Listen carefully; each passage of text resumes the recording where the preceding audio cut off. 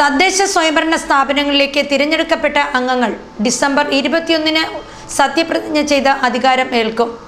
തിരഞ്ഞെടുപ്പിൽ സ്ഥാനാർത്ഥികൾ ചിലവഴിച്ച തുക സംബന്ധിച്ച വിവരങ്ങൾ 2026 ജനുവരി 12-ന് മുൻപ് നൽകണം.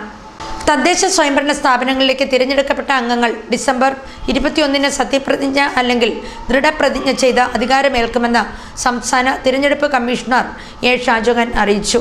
ഇത് സംബന്ധിച്ച മാർഗനിർദ്ദേശങ്ങൾ കമ്മീഷൻ ഇതിനോടകം പുറപ്പെടുവിച്ചിട്ടുണ്ട്.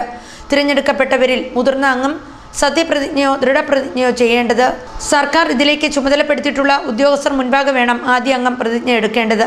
ജില്ലാ പഞ്ചായത്തുകളിൽ ജില്ലാ കളക്ടർമാരും ഗ്രാമ ബ്ലോക്ക് പഞ്ചായത്തുകളിൽ അതാത് സ്ഥാപനങ്ങളിലെ വരണാധികാരിയുമാണ് ഇതിനായി ചുമതലപ്പെടുത്തിയിട്ടുള്ളത്. മുനിസിപ്പൽ കൗൺസിലുകളിൽ ഇതിനായി നിയോഗിച്ചിട്ടുള്ള വരണാധികാരികൾ വേണം ആദ്യ അംഗത്തെ പ്രതിജ്ഞ എടുപ്പിക്കേണ്ടത്.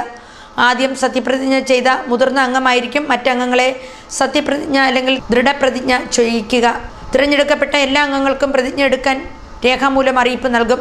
ഗ്രാമപഞ്ചായത്ത്, ബ്ലോക്ക് പഞ്ചായത്ത്, ജില്ലാ പഞ്ചായത്ത്, മുനിസിപ്പൽ കൗൺസിലുകൾ എന്നിവിടങ്ങളിൽ ഡിസംബർ 21-ന് രാവിലെ 10-നും കോർപ്പറേഷനുകളിൽ 11:30-നുമാണ് സത്യപ്രതിജ്ഞ നടപടികൾ ആരംഭിക്കുക.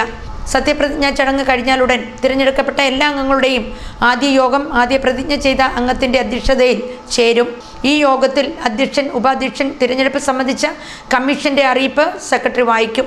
സത്യപ്രതിജ്ഞാ ചടങ്ങുമായി ബന്ധപ്പെട്ട പ്രവർത്തനങ്ങൾ സമയബന്ധിതമായി നടക്കുന്നുണ്ടെന്ന് ജില്ലാ തിരഞ്ഞെടുപ്പ് ഉദ്യോഗസ്ഥർ നിരീക്ഷിക്കേണ്ടതും കമ്മീഷന് റിപ്പോർട്ട് സമർപ്പിക്കേണ്ടതുമാണെന്ന് കമ്മീഷൻ നിർദ്ദേശിച്ചു. തദ്ദേശ സ്ഥാപനങ്ങളിലേക്കുള്ള പൊതു തെരഞ്ഞെടുപ്പിലെ സ്ഥാനാർത്ഥികൾ ചിലവ് കണക്കുകൾ 2026 ജനുവരി 12-ന് മുൻപ് ഓൺലൈനായി സമർപ്പിക്കണമെന്ന് സംസ്ഥാന തിരഞ്ഞെടുപ്പ് കമ്മീഷണർ എ ഷാജഹാൻ നിർദ്ദേശിച്ചു. മത്സരിച്ച എല്ലാ സ്ഥാനാർത്ഥികളും ഫലപ്രഖ്യാപന തീയതി മുതൽ 30 ദിവസത്തിനകമാണ് അതാത് തദ്ദേശ സ്ഥാപന സെക്രട്ടറിമാർക്ക് ഓൺലൈനായി ചിലവ് കണക്ക് നൽകേണ്ടത്.